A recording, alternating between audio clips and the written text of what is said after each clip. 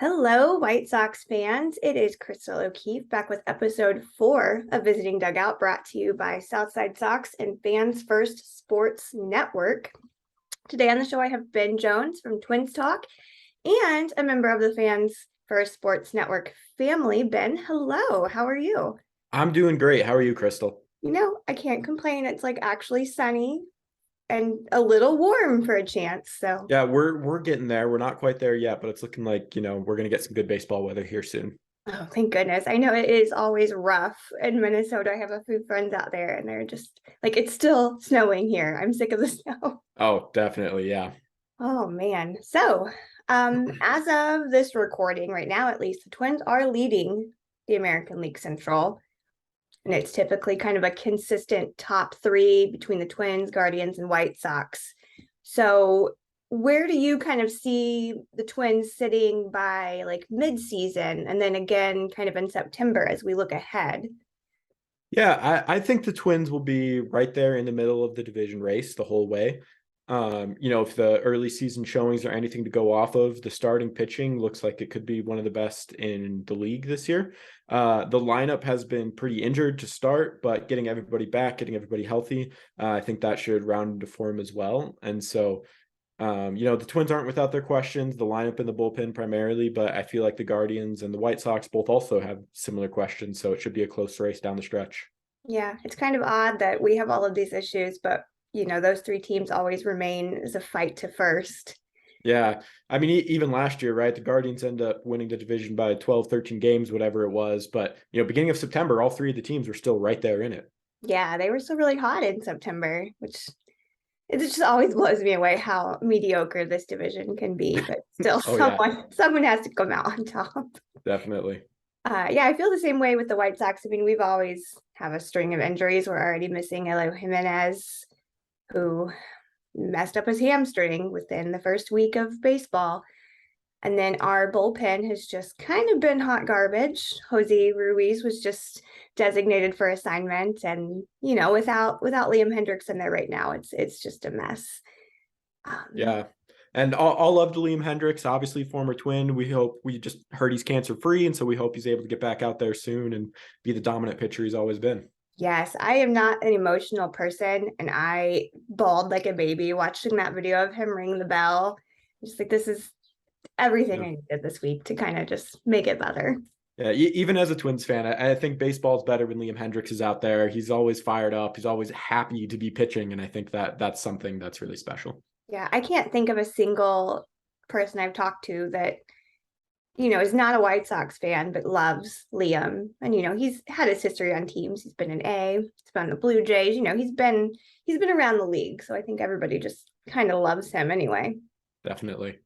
So yeah, like I said, the White Sox and the Twins, they've always kind of had a bit of a rivalry every year. I know White Sox fans love to post the TS memes without the wins. But how do you feel kind of going into this first series with the White Sox? I think the biggest question for the Twins will be if they can score. They have a rash of injuries. They had a bunch before the season started, and now the lineup's been hurt a little bit more recently. Max Kepler and Joey Gallo went down. It's unclear how severe their injuries are. They're not on the injured list currently, but Max Kepler hasn't played in almost a week. Gallo just went out yesterday. And then before the season, they put Jorge Polanco and Alex Kirilloff on the injured list. And so that's really four opening day starters, guys who are supposed to be opening day starters who are missing right now. And they've had a few guys step up in their absence, notably Trevor Larnach. But basically, outside of the top four of Buxton, Correa, Larnach, and Miranda, it's been a lot of nothing. And so the pitching is going to keep them in it because they've been really, really solid so far. The biggest question is just going to be if they can score enough runs to make it competitive. Yeah, of course. Yeah, you got some big hits right away that went on the injured list. Not to mention Royce Lewis, also their either top or second ranked prospect who got his second ACL tear and is out until the middle of June as well. Gosh, that's rough. I always get feisty when the Twins play, but that's always just a bummer when you have to face that news because those are all incredibly talented guys. So I feel for you. I know how that injury bug works with the White Yeah, Sox. sure. It's always brutal every year. But yeah, we're going to take a very quick break so that we can pay some bills, keep the lights on. So we'll be back in just a second. Okay, White Sox fans, welcome back. I am Crystal O'Keefe, and again, I have Ben Jones here to talk about all things Twins. So, Ben, what again are kind of your key takes to the Twins winning this series? I know you mentioned hitting, but what else is there? Like, who's kind of a really big threat right now that the White Sox need to look ahead of? Yeah, I think for the Twins, beyond the hitting, the big other piece will be the bullpen. The starting pitcher, they have 5 really solid starters. I don't think they'll be necessarily as good as they've been through this first week, but they're going to go out and they're going to give you 5, 6 really good innings every single time. The bullpen has a lot more questions. There's obviously Yohan Duran, who is one of the best, most electric relievers in baseball. He's fantastic. And then they have kind of the back end with him there of Griffin Jax and Caleb Thielbar. Griffin Jax has taken a big step forward this year. He's looking like a real relief weapon. But beyond that, that's where you have a lot of questions. Jorge Lopez was supposed to be that other big back end bullpen type of guy after they acquired him from the Orioles at the trade deadline last year, but he fell apart. He had made some tweaks to his pitches that didn't go well. This year so far, he's looking a lot better, but the strikeouts aren't quite where you'd want them. It's only a few appearances, but even though the numbers have been solid, kind of the underlying data doesn't look as good. Mm-hmm. And then Emilio Pagan, who is the most frustrating reliever I've probably ever covered as the Twins. He has the worst home run rate in the history of Major League Baseball. He's historically bad at giving up home runs. Anytime he enters the game, he's probably going to give up a home run. And so that'd be the main thing is, do they have, enough starting pitching to get to the back end of the bullpen where they're solid? But, maybe those middle innings is where the White Sox could exploit them. Yeah, right now we've got a couple, really hot players. Luis Roberts been on a streak. Yohan Moncada has been rare early form Moncada. We call it, the odd year Moncada, because it seems like every other year he just goes on, he's just on fire every year. And then Tim Anderson has been hitting really well in each series. Despite losing by a lot to the Giants and then back-to-back with the Pirates, he's still hitting. So as long as he stays in the game and doesn't get chirpy with some other pitchers, yeah, they're kind of a threat, especially to any of those bullpens that come up. So yeah, I think we've already talked a lot about some of the parallels between the Twins and the White Sox, right? And I think that's the big thing is they both have a lot of guys who are kind of more streaky hitters. Correa maybe doesn't quite have that reputation, but he very much goes really hot, really cold. Buxton the same way. And then the health question that's kind of lingering over these teams all the time with Eloy Jimenez and Luis Robert. I know Tim Anderson missed a lot of time last year. And of course, with the Twins, Byron Buxton just guaranteed to miss 60 games at some point. It's just a matter of when. And so, having those really important players where when they're healthy, when they're hitting well, they can look like one of the best teams in the league. But without them, it's, it can look a little rough. Yeah, although it seems like every time the White Sox face the Twins, Byron Buxton is the thorn in their side, no matter what. I think he shows no mercy when it comes to hitting the White Sox teams at all. And you guys are going to be up against, you've got Dylan Cease and Lance Lynn in this series, but at the same time, Lance has had a really rough 2 starts. Dylan Cease is clearly our ace, but he also walks a lot. So it's going to be kind of a really up and down series. I have no idea how this one's going to play out, but it always makes a fun time. We try not to razzle Twins Ted too much.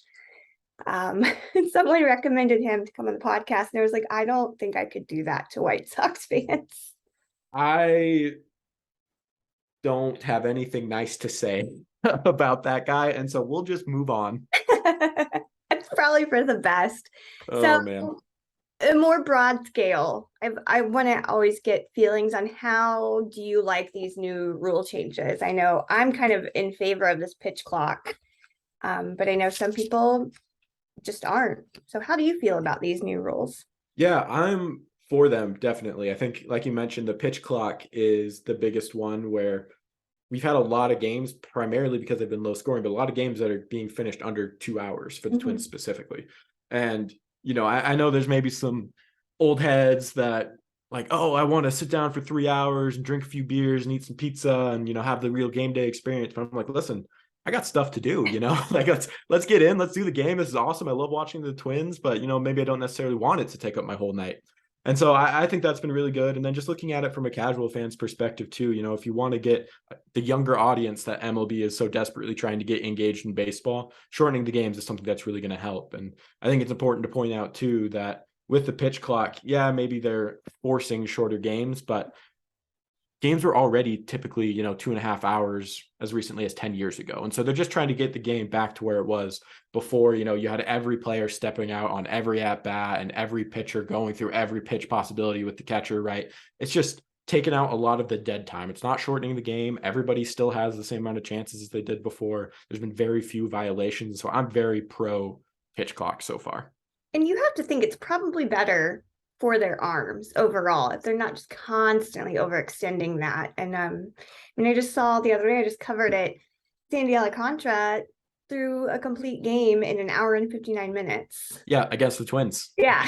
So it's just like, wow, that's impressive because it can, especially like, when we get to summer and you're sitting in a stadium in August and it's a 3 hour long game and you just want to go home.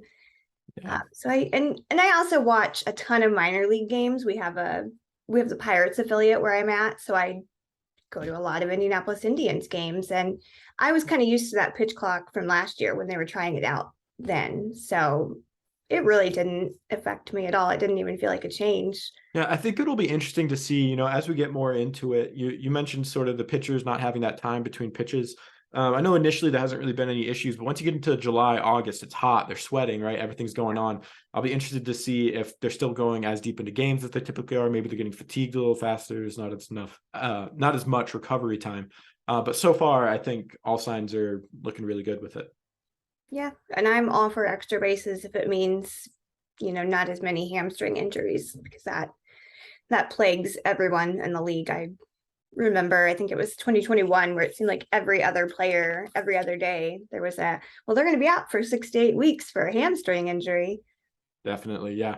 It's, and I think that's one thing that MLB is conscious of, right? They've already shown they're willing to tweak a little bit as they're sort of figuring it out. I don't know if they tweak necessarily mid-season, but at least going into next season, I think, they're flexible to maybe this isn't the only way, which is good. Mm-hmm. Yeah. And then what are your thoughts for this season as a whole? Like, who do you have going all the way? Or maybe who was your underdog for this whole season? Yeah. So I think as far as an underdog goes, I really think that whoever does come out of the Central is going to have a good chance to make a deep playoff run. The Central is going to be underrated. It's always underrated, but you saw last year with the Guardians where, yeah, they didn't go as far as they wanted, but they put up a good fight, right?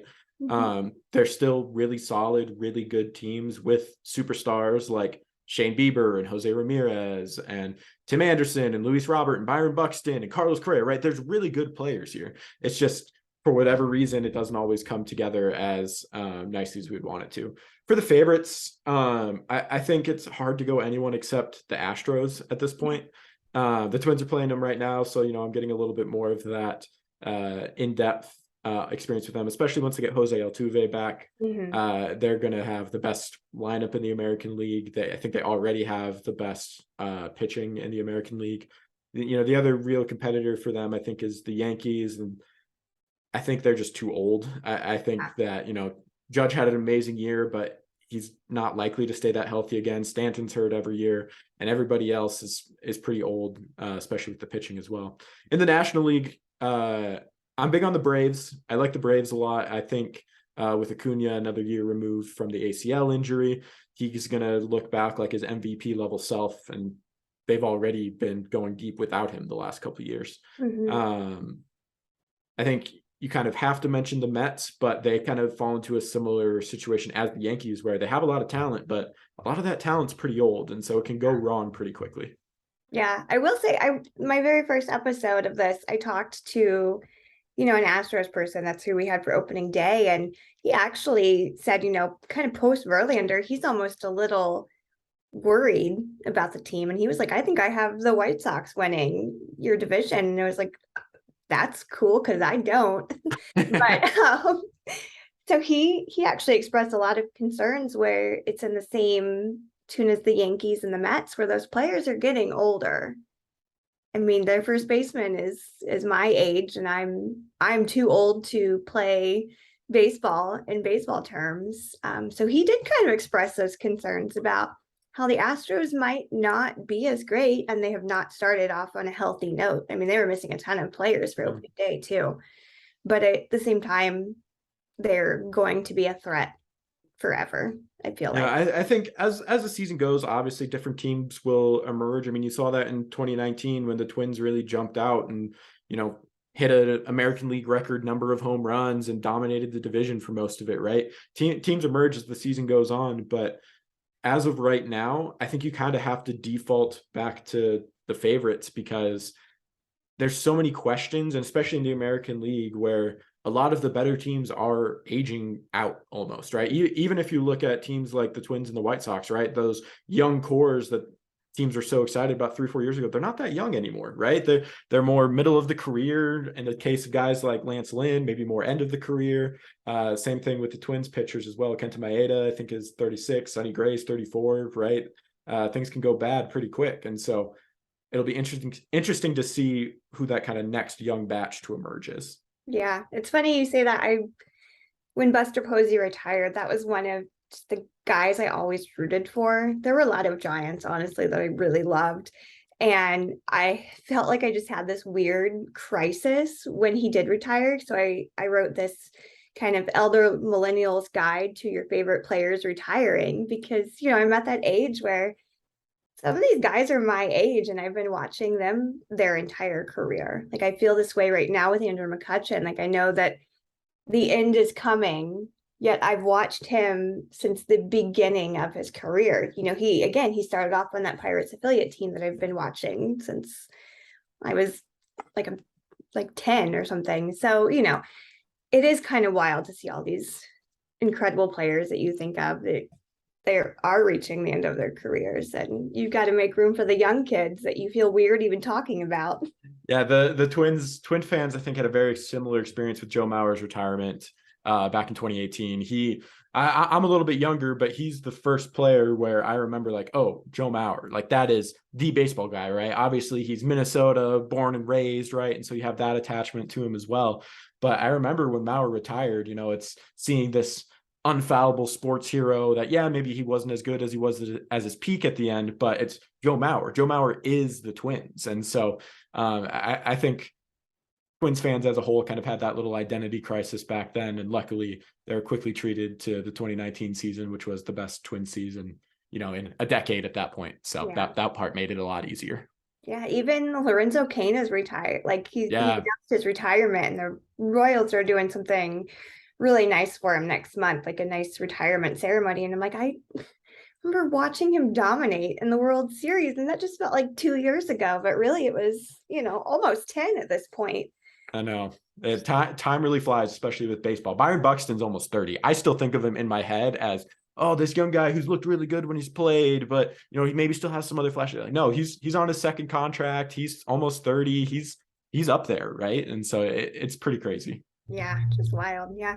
I've got the Mariners kind of as my dark horse this year because I feel like they're going to be scary. They've got a ton of that young talent. They just, recently really elevated that team full of young, healthy players, which what's that like to have, But and then the Orioles have been so much fun. I mean, they just beat the Yankees. They've got Um, young talent. I mean, Rutschman is just out of this world with yeah, talent. I think with so many questions, it is good to default to who has that superstar level talent, right? And Julio Rodriguez is that with the Mariners, Adley Rutschman, obviously with the Orioles. And then it's funny that neither of us are even going to think about the Angels, even though they have maybe the two best players in the American League.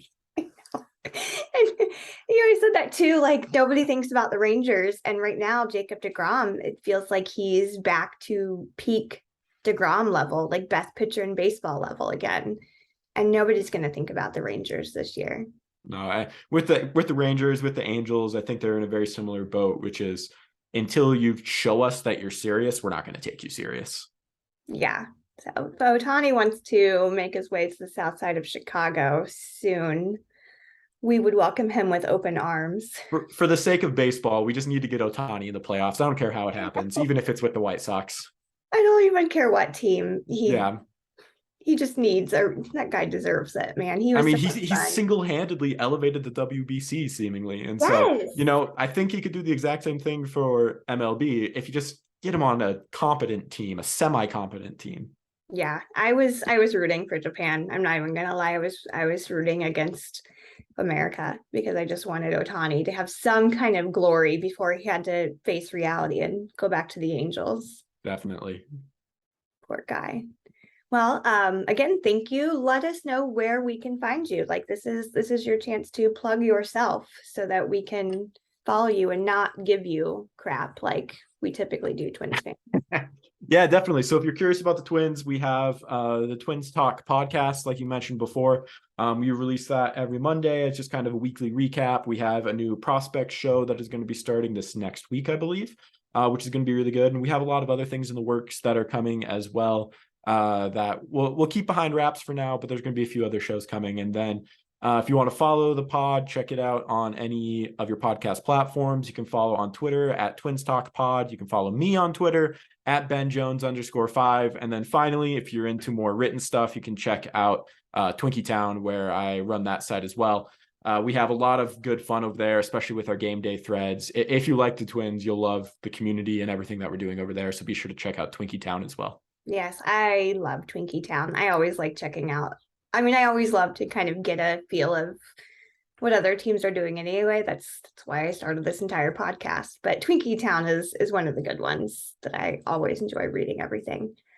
So again, thank you so much. Be sure to go follow Ben, and hey, best of luck in this series. Maybe You we'll too, split. Crystal. Thanks. Thank you. Bye. Bye. If I can turn off recording, we'll just